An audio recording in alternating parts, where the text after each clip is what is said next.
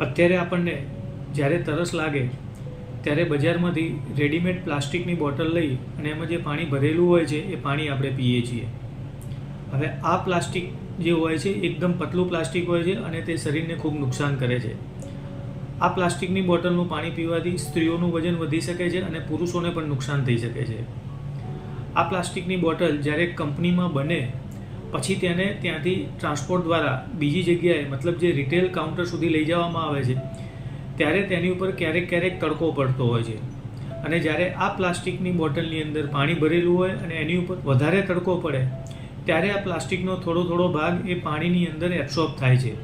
અને આવું પાણી જ્યારે સ્ત્રીઓ પીવે ત્યારે એમનામાં ઇસ્ટ્રોજન હોર્મોન્સ વધારે વધતો હોય છે, ઇસ્ટ્રોજનનું પ્રમાણ વધતું હોય છે અને સ્ત્રીઓમાં જ્યારે ઇસ્ટ્રોજનનું પ્રમાણ વધે ત્યારે તેમના હોર્મોન્સ ડિસ્ટર્બ થાય છે, તેમનું માસિક ડિસ્ટર્બ થાય છે અને તેમનું વજન વધે છે. પુરુષો જ્યારે આ પાણી પીવે ત્યારે તેમનામાં પણ ઇસ્ટ્રોજનનું પ્રમાણ વધે છે અને પુરુષોમાં જ્યારે ઇસ્ટ્રોજનનું પ્રમાણ વધે ત્યારે તેમનો જે સેક્સ હોર્મોન ટેસ્ટોસ્ટેરોન છે એનું પ્રમાણ ઘટે અને ટેસ્ટોસ્ટેરોનનું પ્રમાણ ઘટવાથી તેમની સેક્સ લાઈફ પણ ડિસ્ટર્બ થઈ શકે છે. માટે પાણી જો તમારે પીવું હોય તો ઘરથી લઈ ગયેલું અથવા કોઈ સ્ટાન્ડર્ડ કંપનીની જાડી પ્લાસ્ટિકની બોટલ આવતી હોય